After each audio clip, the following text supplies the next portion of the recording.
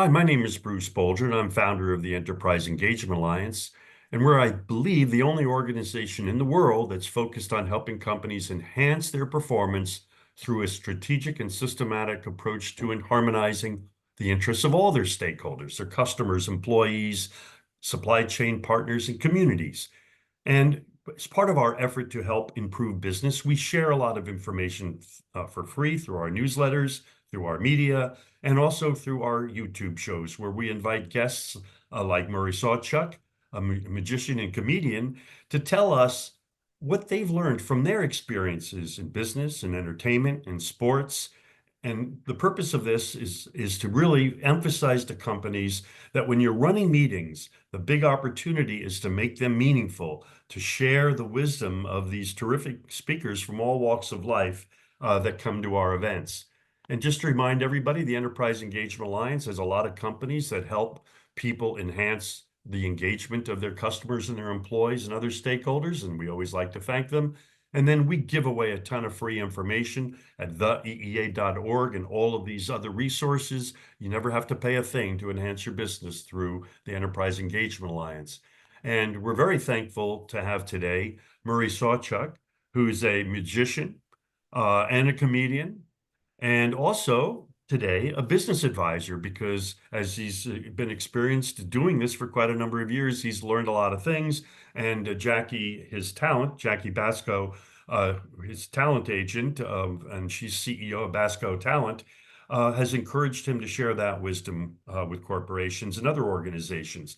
So, Murray, if we could start out by telling us, a little bit about your career and what you're most proud of and what made you decide to get into speaking to organizations? I started as a magician when I was 7 years old. I'm originally from Vancouver, Canada. Been in the States now for over 30 years. And yeah, I'm very lucky. I'm like one of the 1% of the world that gets to do what they love every day of their life. So I don't feel like I work a day in my life. Most people work 52 weeks a year and get 2 weeks off a year to go vacation. I have 52 weeks off a year because I love what I do, and being a magician and a comedian it's not the easiest thing. There's no college, there's no degrees for it. It's something you have to do a lot of trial and error, which is my style of learning. But if you stick with something, you really can achieve things. You're gonna have your low times and your high times, but if you love what you do, and it's not only, it's not money motivated, it's love motivated, and you're giving back to the community and people, it's a big thing. And with entertainment, it's kind of cool because you can take people out of the world for an hour, 15 minutes, 20 minutes, and make them forget about all their problems, whether it be relationship, debt, money, job, life, health. And it's kind of a cool thing. For 30 minutes to an hour, you can take these people out of what they're worried about and just make them enjoy life for a little bit. And that's kind of my goal. And you kind of answered my question about the things, you're most proud of. You might be a humble guy and say, well, I don't really think that way. But I think most of us in a reflective moment might be able to say, yeah, this is what I've done so far in life that gives me the most gratification. And that might be having married the perfect woman or person. But just to give me, as we get into some of these questions, what are the things that you feel most satisfied with in your life? Well, I think I have the standard of living I enjoy, meaning we got our 3 rescue dogs and a cat. I got a beautiful wife. I get to travel the world, meet a lot of great people. And also the cool thing about being popular or a celebrity, whatever people want to call it, is the giving back. And you have a platform that people can see you on, especially like my social media platform, which I think we've had over 6.5 billion views. When you have that kind of a platform, you can share that in a really positive way on helping. My big thing is charities, of course, with saving animals, and that's a really big thing for me. Also the homeless, also women's charities, and children's charities for getting people back on their feet. So the cool thing, I guess the best thing, one of the proudest things I've ever done is probably taking my career, not just have it self-serving, meaning being known, making money, buying toys for myself.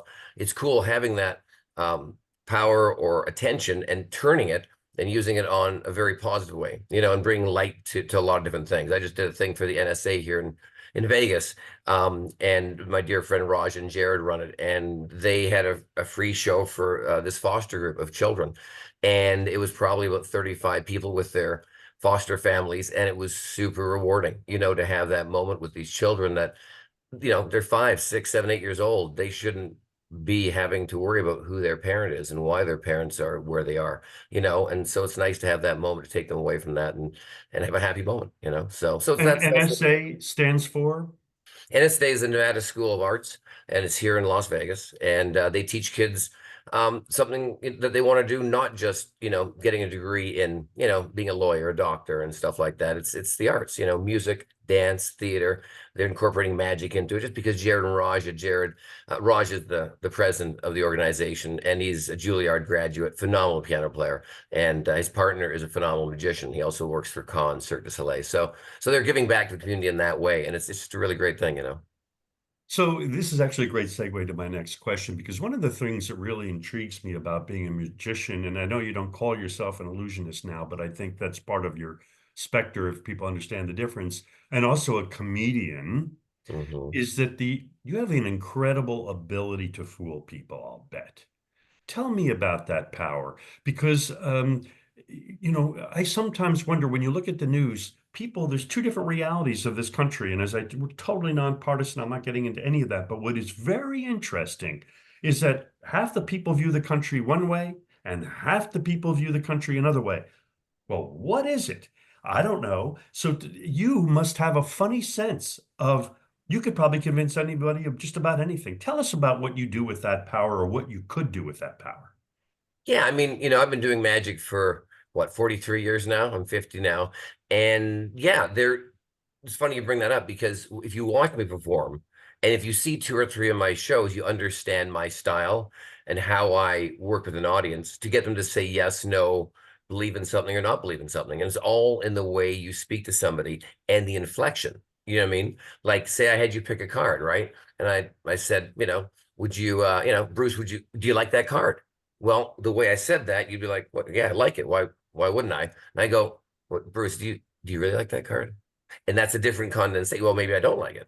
Just by changing your inflection changes everything. I use that in life. How you greet somebody in an office building when you walk up to the first person you meet, whether it be a secretary or a gentleman greeting you in an office building, walking to a doctor's office. Those first words change everyone's experience. People don't realize it starts right at the door of every business, every place, everywhere you work, whether it be a school, a job, anything like that. And it's one of those things where, as a magician, you learn that very quickly, because if I need you to pick a card or say the color green, I can make you say that color. You don't know I'm doing that. I'm forcing you to say that because of the skills that I know. Of course, I use my magic for good, but if you go to a lot of places like Italy, there's I mean, they have gypsies that are unbelievable who are professional pickpockets, and they're from the age of 7 to 15 years old, and they are absolutely unbelievable. And they believe you, and you make them believe that they're just a young child looking for money. And as you're giving them a coin, their other brother and sister are behind you taking the wallet and your camera and your purse. But because a little kid, they're a sweet kid. They're not going to dupe me for anything. And it happens all the time because they know the greatest con. Because an innocent child, what are they going to do? They're not going to attack me or steal stuff from me. Well, they've already got your guard down. When you have your guard down, you can do anything. So a perfect example is, if I do magic here in America, people know it's for fun, entertainment, to have a good laugh. If I land in Africa and I go to a tribe in Africa, right, who's very religious or very within their world of tribal beliefs of people who are soothsayers and mystery men and women, I could sit down in that group and take a stick and a piece of wood, rub them together, and I could take the two pieces of wood and turn into a coin and money. They would actually jump up and run away because they would believe I have that power. Because in their belief system, this is what they read about people that have this kind of power and that can do things. So when I land there and do this, they go, unbelievable. There's no one that has that skill. You have to have been born with that. And it really isn't the case. It's something I've learned and taught myself, like the violin, the piano, or learning how to type or fly an airplane. It's no different than that. But But Murray, in a funny way, isn't that true in the States? Because think about it. If people, if, I mean, this is an amazing thing to me. A CBS poll, half of America has one set of beliefs, and the other part of America has another set of beliefs, and they're totally opposite. So, what is the lesson that you have learned from be able to con people, honestly? You could, you don't, but you could. Is there a lesson in that we can all in business learn from, maybe?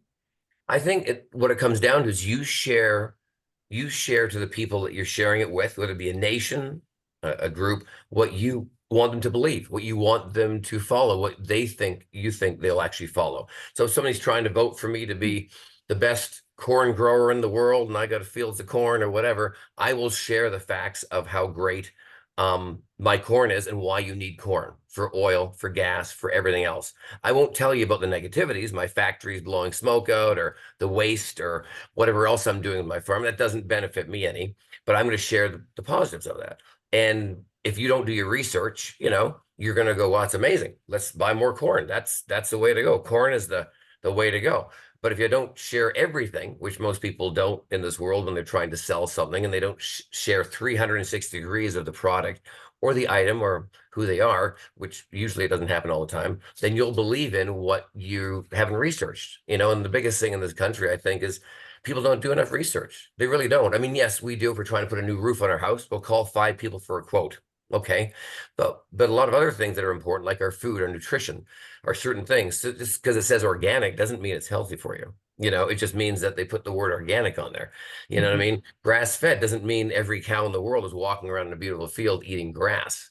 People, if you research, grass fed's a very different thing if you really see how grass fed's done. But you think because I eat grass fed meat, the best meat in the world. Well, the process isn't always the same way if you really dig deep into that. So I don't think people take enough time to understand and research what they're looking for. And also, the internet, as we know, is always 100% right, isn't it? Of course it's not.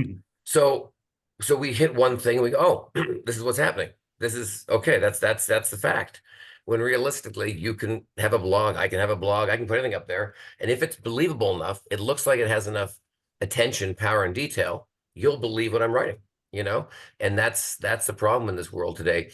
I feel like news or whoever you follow or believe in, it's not a general statement anymore. It's not like a tree fell in a car. That's it. But a tree fell in the car, but now they're talking about the car, where it was made, why it was bad, why the wind, and why this all happened, and who did it. And they blame somebody instead of just saying, well, a tree fell in the car on this street. Now let everyone else make a decision. Was the wind, the environment, the car, the person? Now we have a personality or a newscaster saying this is what really happened. I'm thinking, well, that's not really how do you know it really happened that way? That's your opinion. So now I find with news and everything, it's very opinionated versus just telling you the truth on really what's happening. It's very split that way. And I think that's really what's going on in the world nowadays. We pick sides who we like. It's like watching a NASCAR race. Who do you pick? You know what I mean? Jeff And then you Gordon look for or, the truth. you know. You look for the truth that supports what you like rather than being challenged. Well, I want to get back to a little bit to this power that you potentially have for good and for bad. I've always noticed something when people become convinced of something, um, it's almost like a sucker trap. They become convinced of it, and then even if they've been suckered, they have a feeling and need to defend it. In magic, right? Or in your you can fool anybody, can't you? Theoretically. Sure. Yeah, within reason. I mean, people in my own art form, it's a little harder because if they've been doing as long as I have, like anything, if you're an expert in something, it's hard to fool somebody. You know what I mean? It's like if I was the first year heart transplant student and I went in to do heart transplants because I had my degrees and did my 10 years or 15 years, and I do the first year, I'll find things that are amazing. And then I talk to a doctor who's 75 who's done millions, and I go, well, I've never seen this before. This is uncommon. He's like, actually, it's very common. Just wait till you do 5,000 heart transplant and you'll understand that it's very common. But that first year, because it's new to somebody, they think everything's new and fresh.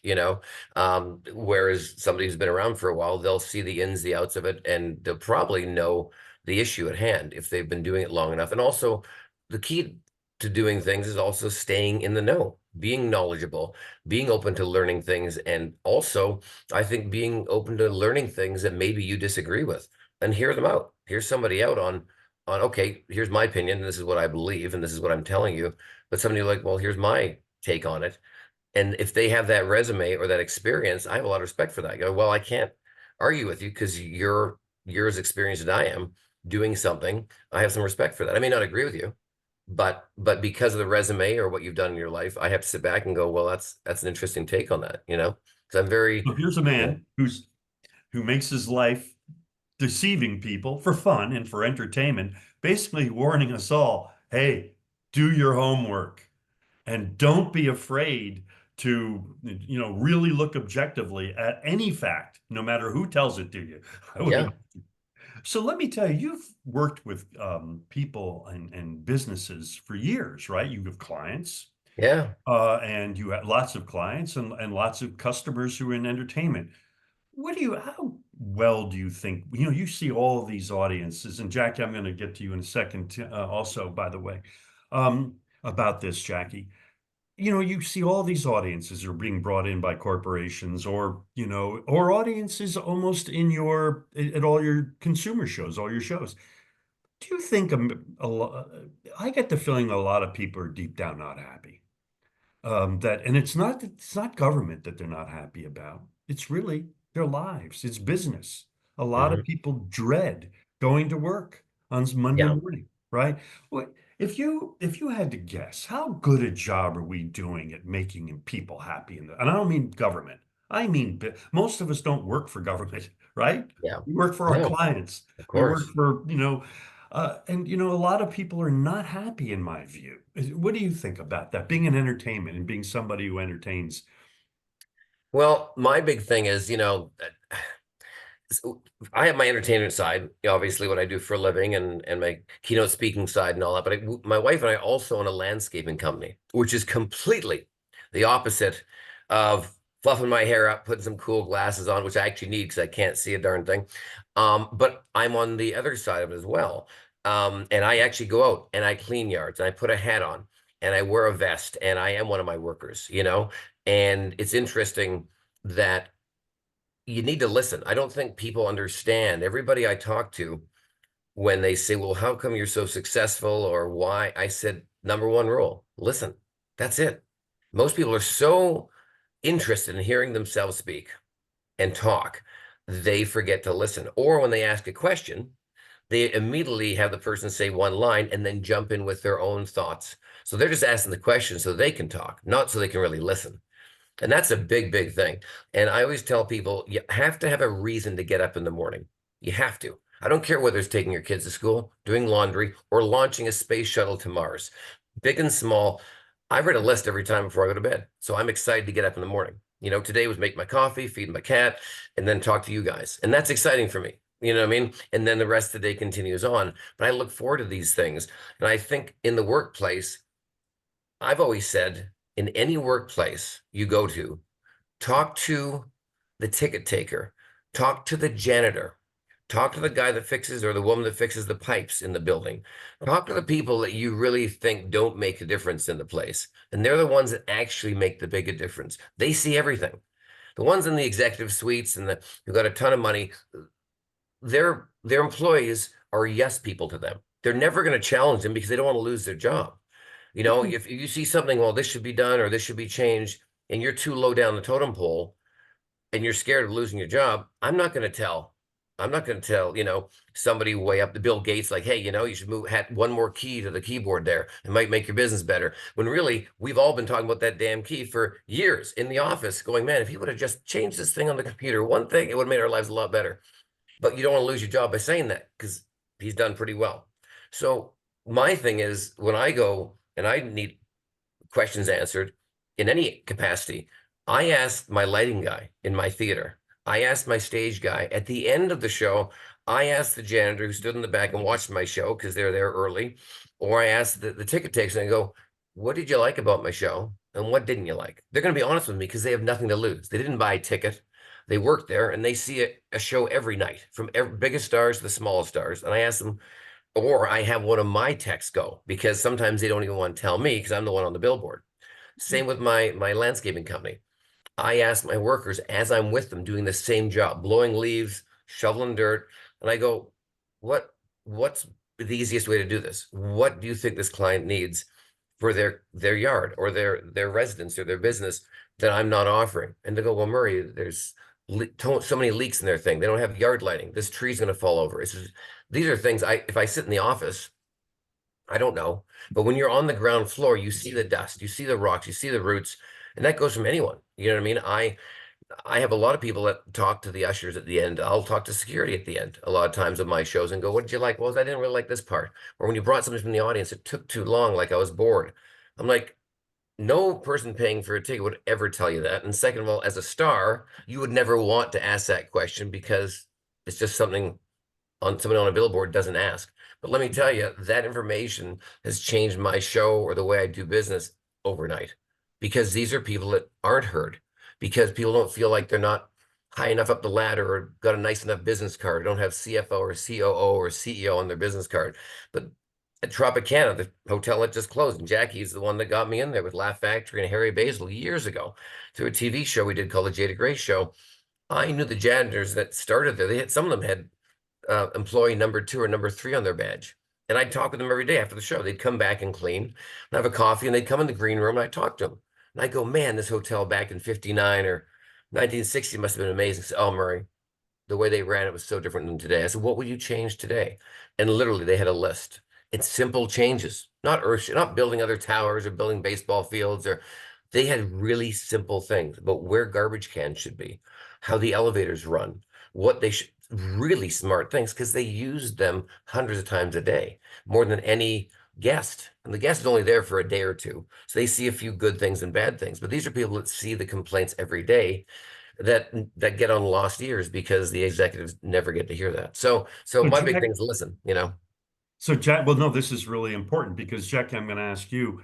Um, I think we would both agree, like, and disagree that maybe only 20% of companies are run, and disagree if you think I'm wrong, are really run on based on listening, based on listening to my customers, to my employees. Just try to get through to customer service, right? Even as a platinum customer, a lot of times. So Jackie and Murray both. How often am I right? Or a lot of companies don't listen. Is there a listening problem out there? Jack, you've Jackie, been what in do you think? business a long time. Absolutely. I think that a lot of the companies, they do what they want to do, or they'll listen to their new latest and greatest marketer instead of listening to the people in-house, like Mary was saying, the people that touch it and feel their customers every day. The people on the ground floor, it's not just the people on the top floor. So I think that a lot of things that I would do if I had a larger company again, when I had my company, we'd have brainstorming sessions with everybody from the people that clean, from the people that, were coordinating out on, and they were out there, they could see what was going on. What entertainment was bad? Did you like this? How was the client? What did you see about this event that you liked and didn't like? I would love to make suggestion boxes. One of the things we were doing for corporations is we had a big wall, and it was like, if I could, or I wish I could. And a lot of the people put, instead of their personal wishes on there, it was sort of like a spiritual thing they were doing. And they would put little stickums up there and nobody knew who it was. And the people that own the company would say, I wish I could. I wish my boss would see me more. I wish we could talk to upper management more. I wish they would realize what we really need, possibly a break in the afternoon, or maybe an icebreaker or something, just to break the monotony of working 40 hours a week and really reaching out to our clients.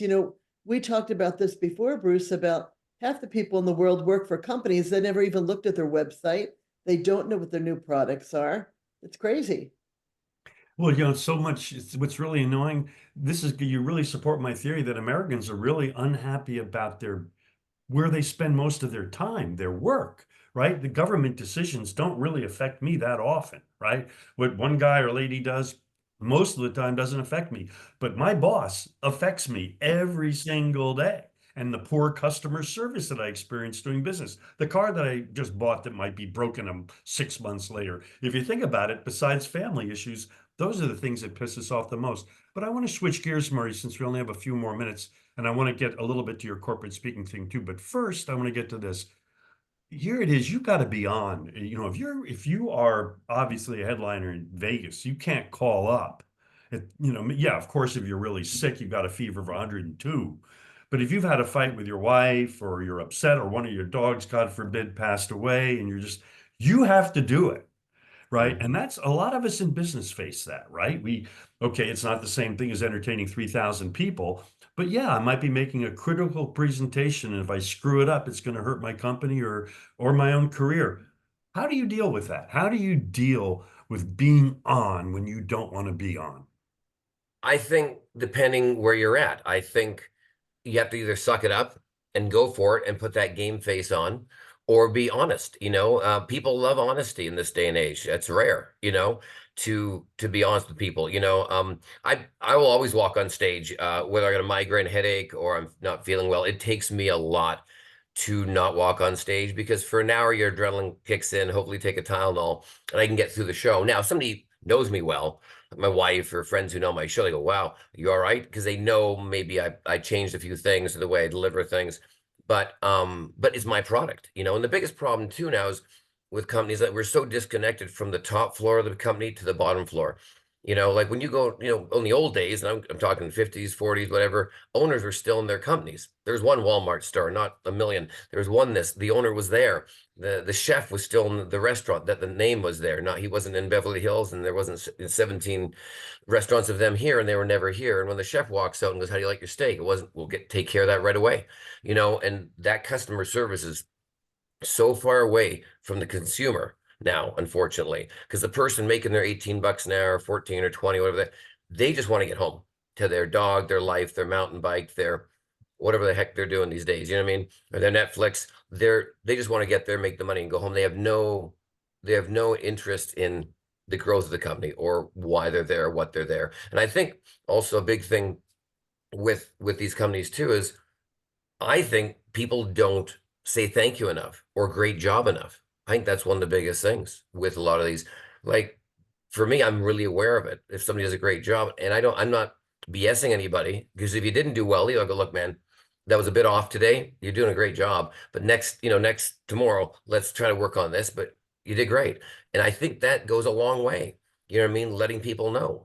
I think when you're somebody running a huge company, I think it's important to show up to your places of work and say hi to people and walk in there and, "How you guys doing? Anything I can change?" And be really approachable, and not do it egotistically, not do it like you're better than anyone else. Go in there and go, "What are we doing here? Like, how can I, you know, help you guys with this? Or what can we make this better?" And that's how you transfer that customer service from being the owner to that person right in that front counter, which is your image, which is everything.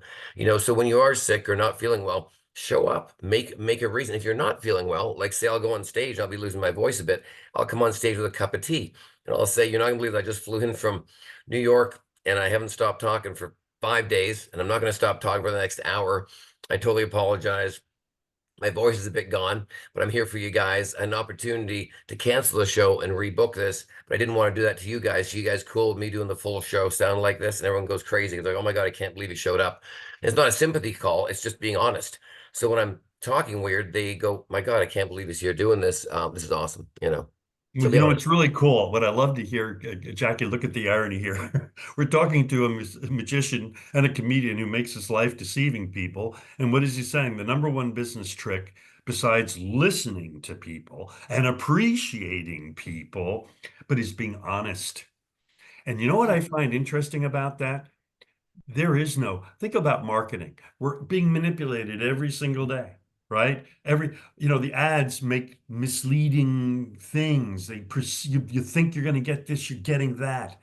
Isn't dishonesty in a funny way built into our economy? We're just like, we say that it's going to cost $3.99 instead of $4. Why? Because we think that if we say $3.99, they might buy it. Why don't we just say it's $4? Jackie, is truth is there hope that someday that truth might be a marketing tool? I would hope so. I would hope so. I think they're going back to realizing that, you know, um, you can't remember a lie, but you can remember the truth. And I think it's important. I wanted to just say something about Murray. I booked Murray for years, as a magician for my corporate events. We incorporated CEOs doing, product reveals, CEO reveals. And he's taken that to the next level where he talks to the people, not just about doing magic, which is, I love his magic and I love to incorporate the magic in his keynote, but he talks to them about putting the magic back into the magic of working and your business and loving it, and what's magical about your company. We talk about that. What's the magic of your product, or what makes you different than your competition? And it's important because business is what it is. A product is what it is. It's either good or not good.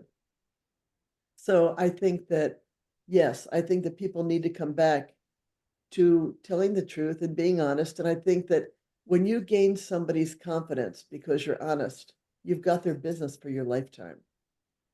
It's Well, true. that's a great segue, Murray, to actually the last question of the show. I wanted to ask you, what do you try to bring to corporate when you or any organization that hires you? What do you try to bring besides entertaining, which obviously you cannot do a good magic show on a Zoom show, so that's obviously going to be an immediate unique selling benefit. But what do you try to bring to organizations? What do you hope that people will bring away when they engage you? Well, I share my life story. I share that you can conquer and do anything. You really can. And you can be happy doing almost anything as long as you have the right mindset and you have the right attitude going into it. Look, I've made magic a career. There is never anything on the list of paying your mortgage, living good life, doing magic for a living, or even being a comedian. I mean, it's one in a million. And so I can make magic successful. That's right down by clown and juggler. I mean, that is right down. I mean, I could have easily been a firefighter, chiropractor, marine biologist, all the things I wanted to be. Go to school 4 years, make 60, 100,000 a year, live You life could have been a by hair designer too, you know. I could be exactly, or a choreographer by people judge me, which I danced for years too. But my whole thing when I meet corporations is take them out of the real world for that hour, hour and a half, and share the fact that I don't care what they're doing or what level they are in that company. There's a reason for them to be there. It's so important. There really is. I don't care whether you are the janitor or you're the CFO. There is a reason for you to be there. And I share my whole magic principle. And magic, which stands for, when I'm sharing my story with people, is that each letter stands for something. First of all, is motivation. Why are you getting up in the morning? Why are you doing it? And why do you need to be there? You need to find that reason. And there is a reason that you're hired there. It's not just to make money and go home. There is a reason why you're there. And also the attitude that you come to work with and that you bring to the company. That changes everything. Like I mentioned, the way you walk into a room, just smile, say hi, changes everything. Shake somebody's hand. Don't do a fist bump. Actually shake their hand like the old days and mean it and look into their eyes. You know what I mean? And also the gratitude. Don't come into a position of work with an attitude of I'm better than everyone else. Because as soon as you have that, you will lose that information that you need to find out from your company and your people that work above you and below you. So, attitude is very important on how you come in. Next thing is gratitude. Be thankful to be there. You know what I mean? Be appreciative of where you are, because there's 100 people that want your job every day. I don't care whether you're shoveling rocks or you're the pilot of an airplane. There's 100 people that really want that job, that would die for that income and that lifestyle you have, And also the eye of magic is investment. The time you put into it. The time you put into it is the time you're going to get out of it. So you don't put that time in, you're not going to get it out. So you really have to be smart, put the time in, and even when you don't want to put the time in, learn about what you're doing, why you're there, and what it's about. Because the more educated you are, the easier it makes your life. And then the last thing is the C of magic, which is conquering it, getting up on your horse and riding in with that knowledge, of having the motivation, the attitude, the gratitude, and also the investment. And when you have all these things lined up that that you bring to your company, you can really conquer it and be very successful and be happy doing it and be a great person, and that's, to me, that's what I share in the hour of me talking to any client or any corporation. And also we do team building things where we sit around and I teach them how to make a trick, do a trick, and perform a trick. It's not about being a magician. That exercise is about doing something as a group and sharing knowledge. And just because you know how something works doesn't mean you're going to be a good performer. It just means that you know how something works. Now you have to learn how to actually do it. And now using that information and performing it well will make you a better person, no matter which way it is. So it's not about the trick at hand. It's more about the meaning of the metaphor of learning how to build a trick, performing it, and actually selling it to a customer, in the sense of whether you're selling a product or just being nice to somebody who walks in your front door.